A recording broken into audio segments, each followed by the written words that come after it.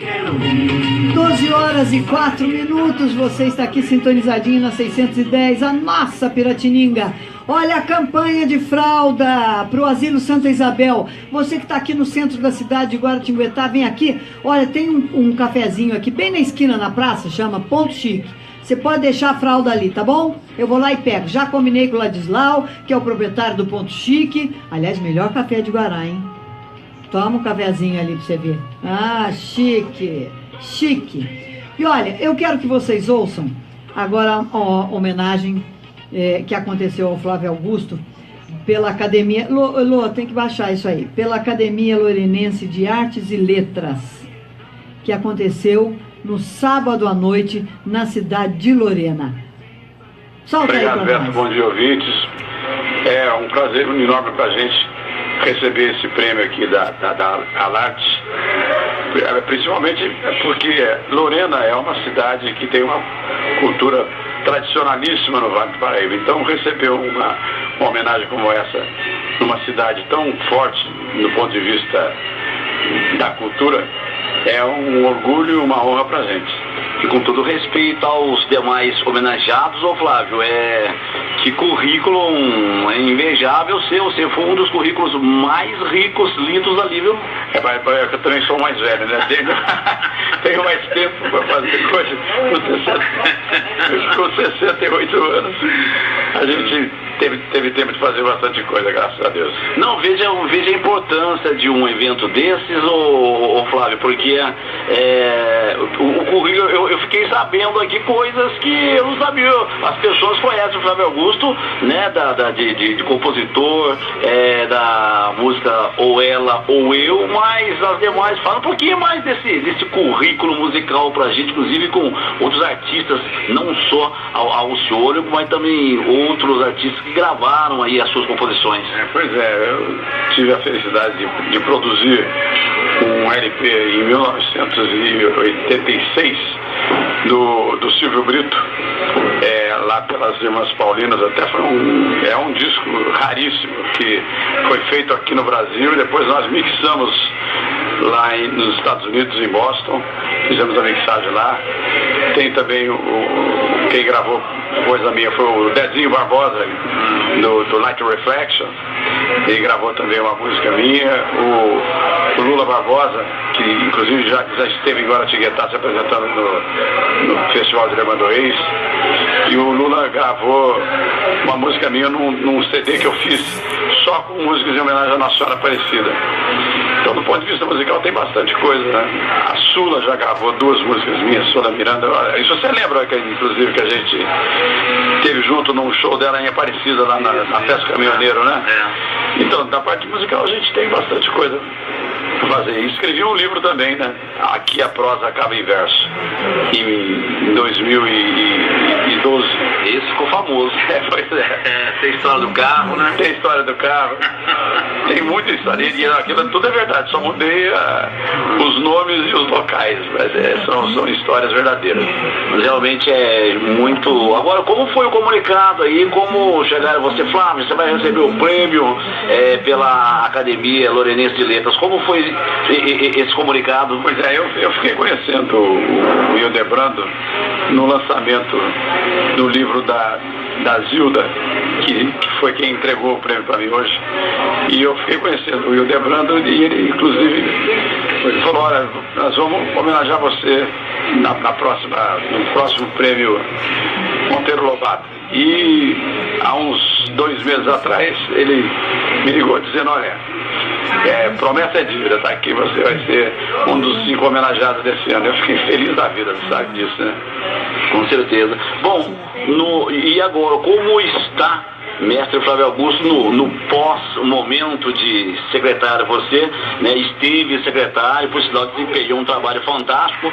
E agora, é claro, a título de curiosidade até, as pessoas, que você é uma pessoa conhecidíssima, é uma artista, né, de Guaratinguetá. Profissionalmente, para os seus fãs, o que o Flávio Augusto tem feito? Não, no momento eu estou dando um tempo para retomar, porque, por exemplo, eu fiquei, durante os 4 anos que eu estive à frente da cultura em Guará, eu me dediquei única e exclusivamente à cultura. Então, a parte profissional, de músico profissional, ficou parada por esses 4 anos. Então, para a gente retomar as atividades, demora um pouquinho, tem que voltar a treinar o violão, voltar a botar a voz em dia, e é o que eu tenho feito. E estou me preparando também para escrever um próximo livro, Aqui a Prosa Acaba em Verso, número 2. Legal. E também um dos seus atributos aí que foram descritos aqui do seu currículo, a música tema, por sinal, eu já sabia, mas a gente acaba, né? São tantas coisas aí que eu tenho certeza que muitos ouvintes não sabem também. A música de abertura do futebol da Rádio Bandeirantes, né? Não só da Rádio Bandeirantes, como da Piratininga. Tava esperando, eu ia chegar lá. Inclusive do Sintonia da Neuza. Os temas, inclusive tema do samba, praticamente toda a plástica da Piratininga, praticamente você tem o seu dedo, nós somos muito gratos. Não, o seu Semi Jorge, inclusive, estava conversando há algum tempo comigo a esse respeito, com a Neuza Cipoli também. Nós devemos muito a você, Flávio. Não, eu que devo a vocês a todas as oportunidades que vocês me deram e dão de divulgação do meu trabalho. E você sabe que um trabalho como esse que a gente desenvolve de cultura, se não tiver um suporte de divulgação correto, como vocês fazem, a coisa fica bem difícil para a gente. Então eu sempre contei e tenho certeza que posso contar com vocês na divulgação do meu trabalho. E é um prazer. E eu ainda estou devendo uma música que eu fiz para você quando você foi homenageado lá na Câmara, né? Essa nós temos que ir para estúdio para gravar para você. E é um prazer muito grande. E voltando à história da Bandeirantes, a abertura do futebol da Bandeirantes eu já fiz, acho que em 2007, uma coisa assim.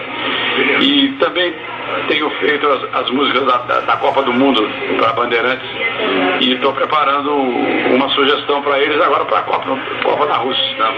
Maravilha.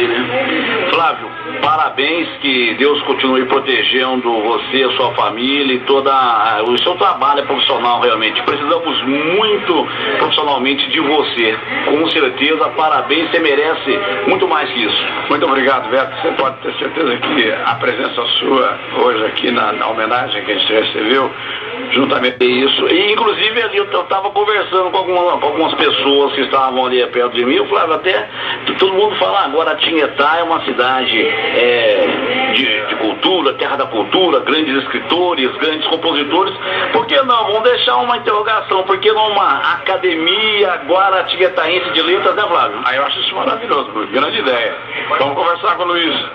Com certeza. Dá uma força pra gente. Luiz, com os notáveis aqui, professor Teresa Maia, Tom Maia, professor Marcondes. Exatamente, né? Vamos conversar com eles assim. Eu acho que Guaratinguetá merece uma academia de letras também, como a Alart aqui de Lorena. Pode estar surgindo um embrião aqui, né? Pode ser sim. Parabéns, mestre, parabéns. Muito obrigado, um abraço a todos os seus ouvintes e estou à disposição para quando vocês precisarem de mim. A gente está aqui para auxiliar e bater papo e ajudar no que for possível. Nós agradecemos, muito obrigado. Obrigado, Beto. Nosso sistema de ensino faz a sua ferinha gostar de aprender. Do maternal ao ensino médio, os melhores métodos aplicados na prática diária. Colégio Fênix prepara seu filho para o mundo. Fênix em Guaratinguetá é um sistema Anglo. Colégio Fênix, há 5 anos, o primeiro no Enem em Guaratinguetá. Diversidade, buscar na diferença, diversão, mudança de rumo, encontrar nossa unidade. Ouça, diversidade, aponta, ensina, une. Brasil sem mar, eu não vi na terra inteira o que nessa terra dá. 12 horas e 14 minutos em Guaratinguetá. Boa tarde, ouvintes da Super Rádio Piratininga. Flávio, parabéns pela sua homenagem, muito merecida, muito gostoso a gente ver um amigo querido de tantas noites cantadas, né, juntos, ser tão homenageado, merecidamente homenageado. Um abraço grande para você, para Rosana.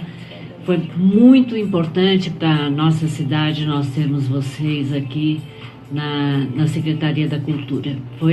Fez toda a diferença na vida da nossa cidade, você sabe disso. Um beijo grande nosso para você e parabéns mais uma vez pela homenagem. Eu recebi um texto de um médico que é neurocientista também, o Deepak Chopra.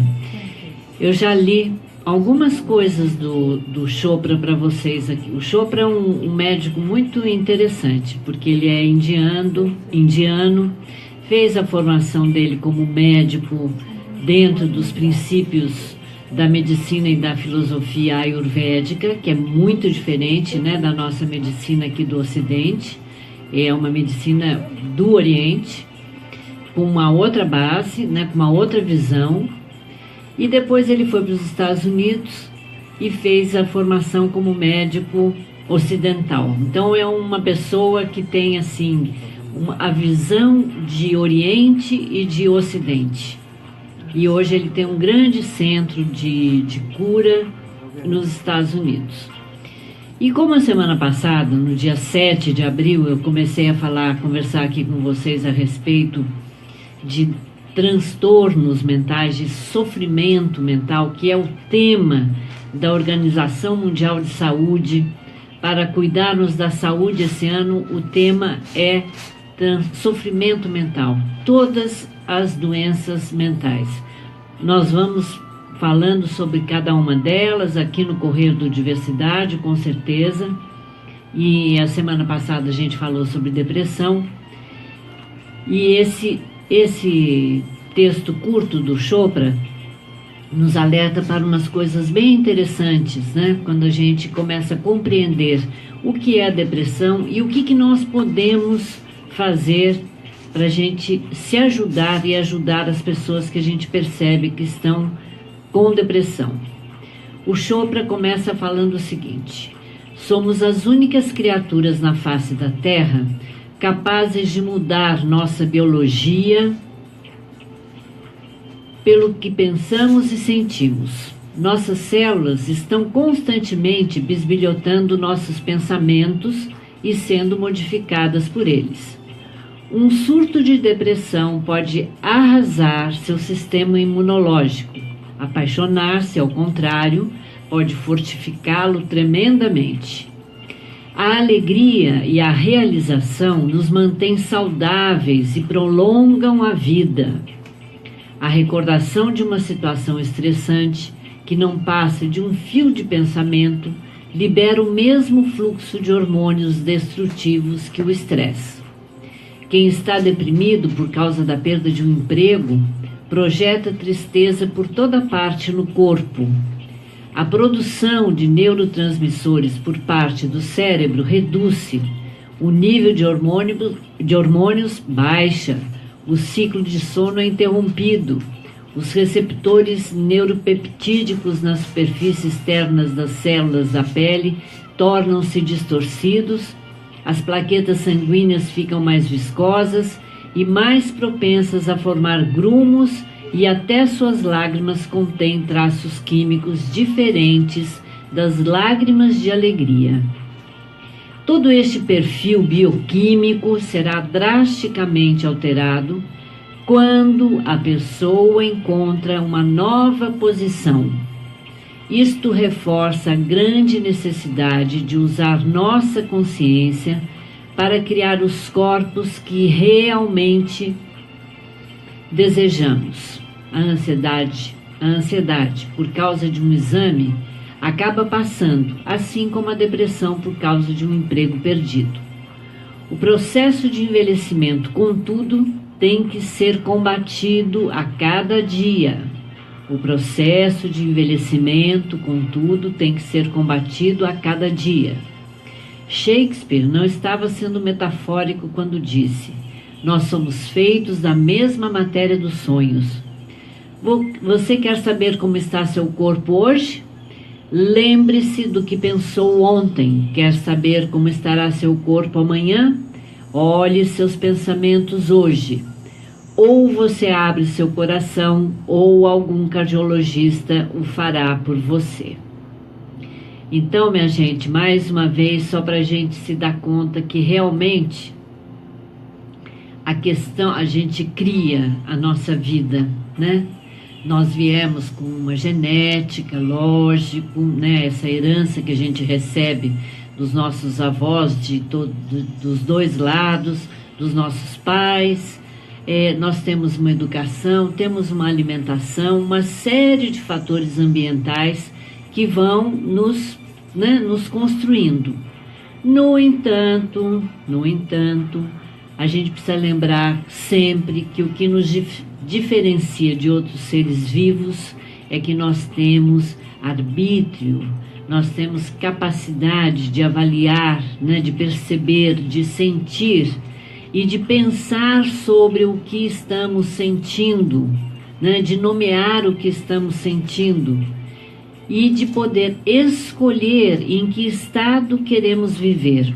Ah, mas isso dá muito trabalho, é verdade. Viver não é para os fracos. Viver é para... Existir é fácil, mas viver bem, gente, viver bem, né, viver com plenitude é para quem tem coragem. E a gente precisa realmente buscar essa força, né, de vida que está sempre disponível nas nossas células, porque as nossas células respondem àquilo que nós pensamos e sentimos. Se nós ficarmos, né, neste pensamento sempre negativo, porque perdemos um emprego, porque perdemos um amor, porque, sei lá, nos frustramos com um exame que a gente queria muito fazer, fizemos e não conseguimos a nota desejada. Enfim, existe uma variedade, né, de frustrações no nosso dia a dia, existe. A vida também é feita de frustrações. Elas podem nos enriquecer, nos fortalecer, né, nos dar mais garra, né, para ir em frente, ou a gente pode sucumbir a elas. Sempre está um pouco nas nossas mãos. Por isso que é super importante a gente perceber um estado depressivo bem no seu início. Às vezes ele vem tão mascarado que a gente não percebe. Mas é importante por isso, porque se instala esse ciclo, né, de negatividade, de fato, aí a nossa bioquímica fica afetada e vai exigir então mais força da gente, né, mais energia para a gente romper esse ciclo que está levando a gente a ficar cada vez mais deprimido, né? E uma das coisas que eu citei, lendo textos sobre a depressão, falando que toda depressão tem coisas comuns, né? Um dos sentimentos que é comum à depressão é um sentimento de culpa. Quem já não sentiu culpa? Uma culpa real ou uma culpa imaginária, a culpa faz parte, né, da nossa existência também. E daí, pensando nisso, eu falei, deixa eu dar uma enriquecida nesse estudo nosso, né, sobre o sofrimento mental, porque a culpa faz parte desse processo, e a culpa faz parte da nossa existência. E daí o Eugênio Mussac, que escreve na revista Vida Simples, ele escreveu um texto exatamente falando sobre a culpa. A culpa é minha.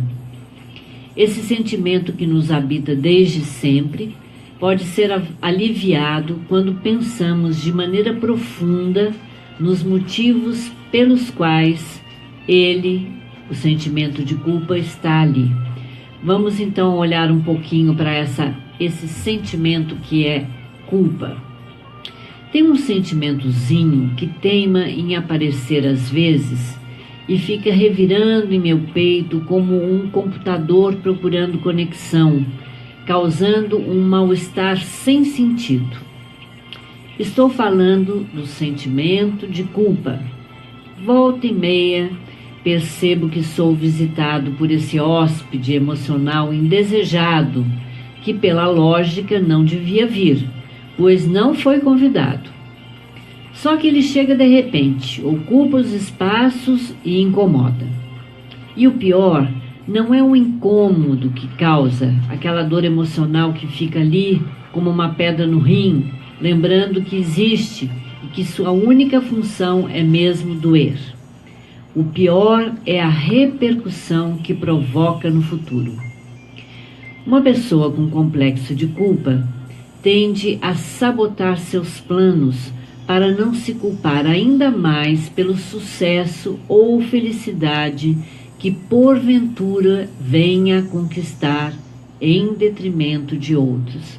Gente, eu tenho uma pessoa com quem eu fiz algumas vivências, um período da minha vida, um terapeuta muito conceituado, e ele falava isso para mim, eu não conseguia aceitar, mas é verdade. A gente tem medo de ser feliz. Aí a culpa vem e a gente usa a culpa para sabotar grandes, melhores sentimentos que a gente tem na nossa vida, porque a gente tem medo de ser feliz. É possível acreditar nisso? Olhem só.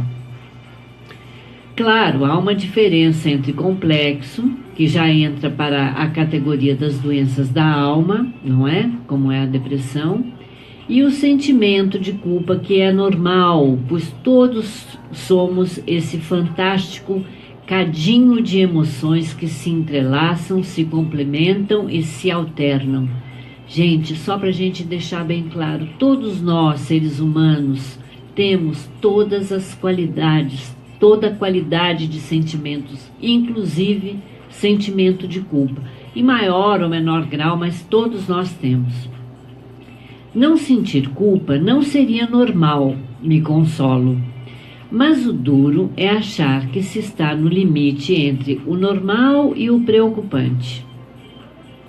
Uma coisa é sentir-se eventualmente culpado por não ter correspondido a uma responsabilidade ou a expectativa dos outros, como chegar atrasado a um compromisso ou se esquecer do aniversário de alguém da família. Ah, é chato mesmo, né? Dá um sentimento de culpa ruim quando a gente esquece o aniversário de uma pessoa querida ou chega atrasado a um compromisso. Outra é carregar no peito uma sensação quase permanente de culpa pelos males do mundo. Sabe esse momento que a gente está vivendo? Nesse mundo com tanta coisa bonita acontecendo e ao mesmo tempo com tanta coisa triste, né? E daí a gente começa a sentir esse aperto no peito de uma culpa pelos males do mundo, pela guerra na Síria, né, pelo sofrimento das crianças, pelo sofrimento dos civis, dos refugiados que chegam à Europa, enfim. A culpa ela vai, né, ela pode, né, ir tomando o nosso peito de uma forma forte. O velho Sigmund Freud já ensinou que esse sentimento começa a ser formado junto com o superego. Em outras palavras, a partir do momento em que começo a me dar conta de que as pessoas ao meu redor têm expectativas a meu respeito, começo também a perceber que não vou conseguir atender a todas elas, e junto vem a tal da culpa. É verdade. Às vezes a gente se dá conta de que as pessoas têm expectativas a nosso respeito. E a gente se dá conta também que nós não atenderemos às expectativas que as pessoas têm a nosso respeito, né? E daí essa é uma coisa com a qual cada um de nós tem que se haver. Não adianta a gente querer explicar isto para o outro. É a gente que tem que resolver essa coisa aqui dentro da gente mesmo, né? Aceitar que a expectativa do outro não tem a ver com aquilo que a gente realmente pode realizar para e pelo outro. Na verdade, parece que não temos como fugir disso, pois faz parte da estrutura de nossa personalidade, e não seria normal não sentir. Quem se desvincula do interesse ou do sentimento do outro está em outra categoria, esta sim, patológica e preocupante, a psicopatia. Quer dizer, a pessoa que não está, o psicopata é aquela pessoa que vai agindo na vida e não está nem um pouco preocupada em como os outros sentem. Aí já é bem diferente, né, desse que tem que compreender que não vamos atender as expectativas dos outros, né? Um é um psicopata, ele não está nem um pouco interessado com o sentimento do outro. E o outro é essa pessoa, que sim, ela se ocupa dos sentimentos dos outros, mas ela tem que compreender também e aceitar dentro dela que ela não vai atender, não pode, não tem como atender as expectativas que os outros têm com relação a ela. Freud aprendeu com Darwin que no início da civilização, a estrutura social ainda era constituída de bandos, as hordas primevas. Nelas, para que houvesse um mínimo de organização, alguém tinha que mandar. E esse alguém, claro, era o mais forte, o dominador, o líder. E ele tinha algumas prerrogativas, entre elas a de usufruir de todas as fêmeas como seu harém pessoal. Gente, isso é estudo, né, da nossa evolução, da evolução da espécie, né? Isso tem base científica, né? A ninguém mais esse direito era dado, nem a seus filhos, a razão pela qual eles eram expulsos da tribo quando atingiam a maturidade sexual. Eles iam ter que encontrar o seu próprio grupo, né? Ser líder do seu grupo e, se quisesse, ser aquele que podia desfrutar de muitas fêmeas, né? Na época era assim, porque a consciência humana, ora, ainda estava pequenininha, né? A consciência é um longo processo.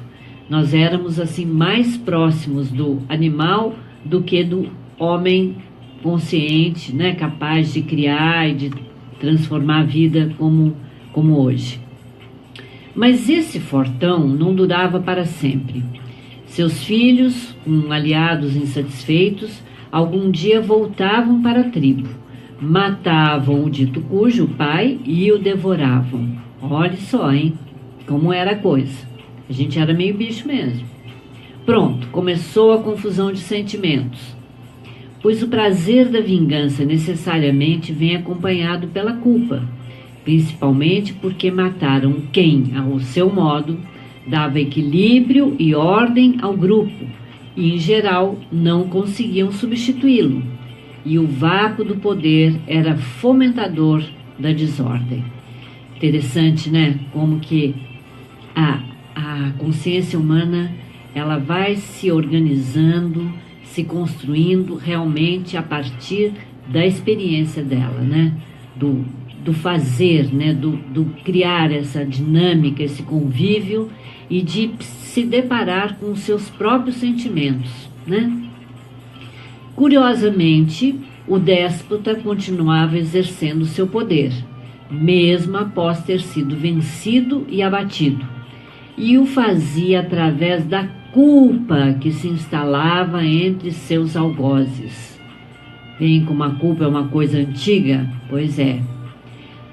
Os filhos voltavam à tribo, né? Matavam o pai, que era o Todo-Poderoso, e daí esses filhos ficavam com o quê? Eles se vingavam, mas ficavam com a culpa, porque a ausência desse pai, que era o elemento ordenador, organizador da vida da tribo, e que foi morto, né?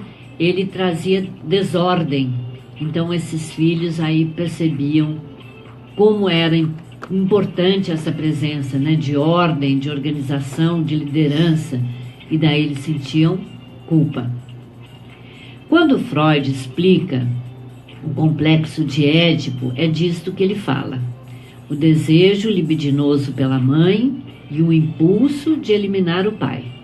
A culpa surge dos dois lados. Na verdade, esse sentimento deriva da justaposição entre o id, que só quer saber dos seus interesses em busca do prazer máximo, e o superego, que nada mais é do que o limite social e a expectativa do outro. São, limites dentro da nossa consciência, fazem parte da nossa psique e nos ajudam a ganhar domínio, controle sobre a nossa vida do pensamento e do sentimento e da ação. A nossa psique é maravilhosa, é muito rica. E vamos concordar que os dois são bem importantes e até fundamentais para o próprio equilíbrio social. Não daria para viver em um lugar onde cada um cuidasse apenas de seus interesses. E a gente vê, fazendo um gancho sobre o que acontece em alguns países, e inclusive no nosso nesse momento, quando tem um grupo que está muito voltado para os seus próprios interesses, isto gera um desequilíbrio social imenso, imenso. E daí gera toda essa crise pela qual nós estamos passando, por exemplo, a Síria está passando, países da Europa estão passando, os Estados Unidos está passando, enfim. Isso é uma questão humana, Mas é isso, estamos nessa luta entre viver o máximo de bem-estar para a coletividade ou aquela coisa que é o interesse de um grupo pequeno, mas que quer tudo para si. E a gente está nessa aprendizagem, aprendendo a lidar com isso, aprendendo a dizer não, a essas pessoas também que querem sempre mais, sempre tudo. Fala, não, aqui não, nós te colocamos aí, Você tem que fazer de uma outra forma, de uma forma que beneficie o maior número possível de pessoas desse país, Por outro lado, descuidar de seus interesses geraria outro sentimento desagradável, a frustração. Aliás, é justamente do ato de cuidar de seus interesses que vem a promoção do bem comum por vias tortas. Segundo Adam Smith, foi justamente a vontade de se dar bem que estimulou o padeiro a fazer o melhor pão. Assim ele venderia mais. Para conquistar o cliente é preciso agradá-lo. Esse pensamento faz parte dos fundamentos da economia. Ok, o padeiro e seu cliente estão satisfeitos quando o pão é bom. Mas bem que o padeiro gostaria de fazer um pão mais barato e cobrar mais por isso, ganharia mais dinheiro. Só que neste caso perderia os clientes. Se isso acontecer, ele se sentirá culpado. Se fizer tudo o que os clientes querem, experimentará a culpa de se sentir explorado. E agora? A saída é o equilíbrio possível, mas é bom lembrar que ele depende da maturidade. E esta se alcança com o tempo, não sem risco, perigo e sofrimento. É verdade. A maturidade a gente só alcança com o tempo. E isso envolve risco, perigo e sofrimento. Pronto. A biologia, a economia e a psicologia se uniram para explicar por que sentimos culpa. Então relaxa, tá? É normal. Mas não dá para diminuir um pouquinho? Estou pensando sobre isso, escrevendo esse texto em um bar no lobby de um hotel fantástico em Las Vegas, conta o Eugênio Mussac. Acontece que quando cheguei e presenciei essa alegria que paira no ar, o lugar é uma espécie de Disneylândia de gente grande, bateu um sentimento estranho. Senti, confesso, aquela culpa retirada do capítulo Será que eu mereço? E quem não veio, como estará? Vocês já passaram por isso? Vocês estão num lugar delicioso, desfrutando férias na praia do jeito que você queria, com toda a simplicidade. De repente vem uma coisa, essa pergunta, será que eu mereço? Puxa, tem tanta gente que gostaria também de estar aqui. Pois é, minha gente, Todos nós temos, né, a nossa batalha diária, né, para conquistar as coisas que a gente deseja, né, precisa, quer, merece. E merece sim. Claro, tem um dado a mais, e grandão. Essa é a primeira viagem do casal sem o filho pequeno. Do Eugênio Mussac, no caso, né? O Eric, filho, ficou em São Paulo com a avó, e a tia, e o tio, e o primo, e a babá, e os bichinhos da casa, e a casa, os brinquedos. É claro que ele está bem e se divertindo, eu sei disso. Ele está parecendo mais uma mãe do que um pai. Porque esse sentimento de culpa, então, para a mãe que sai de perto do filho, é muito comum, né? Às vezes o filho já está liberado, né? Já tem autonomia, vai ficar bem na casa com a avó ou com irmãos mais velhos, e a mãe ainda sai com esse sentimento de culpa pelo filho menor que ela acabou deixando para ir tirar férias com o pai. Acontece. Mas vai explicar para meu emocional. Será que ele está mesmo se divertindo? Deve estar sentindo nossa falta. Imagine quando acorda pela manhã e o papai e a mamãe não estão.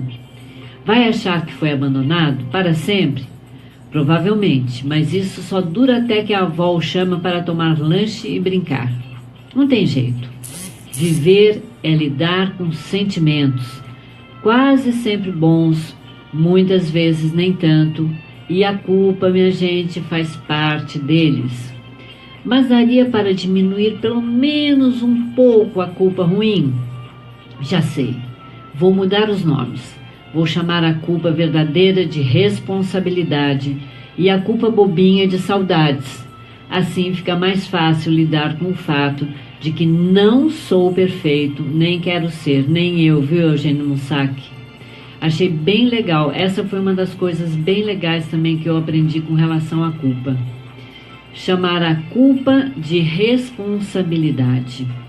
Aquilo pelo qual eu realmente sou responsável ganha um outro peso. A culpa é um sentimento muito desconfortável. Muito.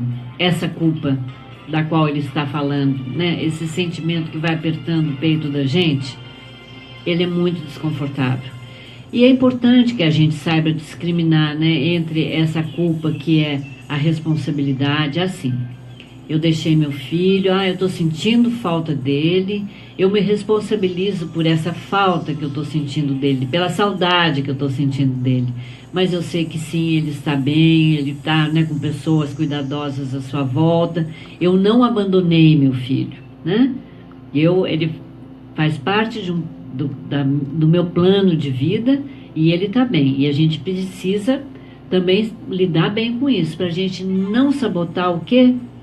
A nossa necessidade também de lazer, de prazer, de convívio, às vezes, muitas vezes, né, com um companheiro, com a companheira, de uma forma onde você possa ter intimidade, cumplicidade, tempo, né, o seu tempo, a sua necessidade, né, de convívio, como adultos que são. E é muito importante a gente ir aprendendo a fazer essa discriminação entre a responsabilidade, né, e essa outra culpa pequena, menor, vamos dizer assim, que no caso ele chamou de saudades, para que a gente possa, né, caminhar mais leve, né, caminhar também com gostosura, caminhar sentindo que temos merecimento, né? Nós temos, todos nós temos merecimentos, né? Todos nós merecemos descanso, lazer, prazer, alegria, viajar, uma vida digna. Todos nós merecemos. Muitas vezes isso demora um pouquinho mais para umas pessoas do que para outras, né? E daí eu acho que realmente essa culpa que a gente tem, que envolve, né, os males sociais, elas nos afetam por isso. Porque lógico que a gente tem vontade que todo mundo, eu acho que, eu observo assim, quando eu saio para fazer uma pequena viagem, né? Como hoje as pessoas saem muito mais, né? Houve realmente assim uma mudança de padrão e de trabalho, né? E de poder aquisitivo, no sentido de você estar mais preparado e poder comprar um carro e ter como sustentar isso. E o mais importante é que isso deve continuar, né? Lógico, isso deve continuar baseado no quê? Numa educação que realmente seja uma construção para toda a família. O Bolsa Família, por exemplo, é uma grande ajuda para a maior parte dos brasileiros, sem dúvida. Mas ele tem uma consequência, ele tem uma sequência. Ele realmente precisa envolver toda a família, né, numa relação que tenha construção, né, que tenha trabalho, que tenha realização para os filhos e para os pais. O trabalho é fundamental para o desenvolvimento humano. Não é só o poder aquisitivo que o trabalho traz, que faz bem para a gente. Não, é a gente se sentir participando, né, da construção da vida sobre o planeta. Essa é a importância do trabalho humano, seja ele qual for, e cada um de nós, né, vai tendo possibilidades de mudança, né, de trabalho. Então, pensem nisso, né, mais uma vez. Agreguem, né, a vida de vocês e de seus filhos a importância do trabalho no cotidiano. O trabalho dentro de casa faz parte da nossa saúde mental,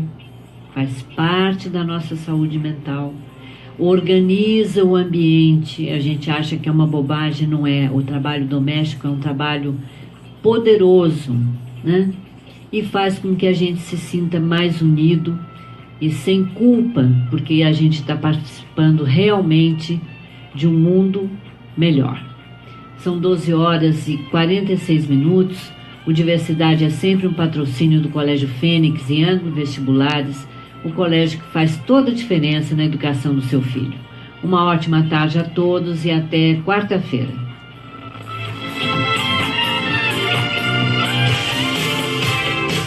Nosso sistema de ensino faz a sua ferinha gostar de aprender. Do maternal ao ensino médio, os melhores métodos aplicados na prática diária. Colégio Fênix prepara seu filho para o mundo. Fênix em Guaratinguetá é um sistema Anglo.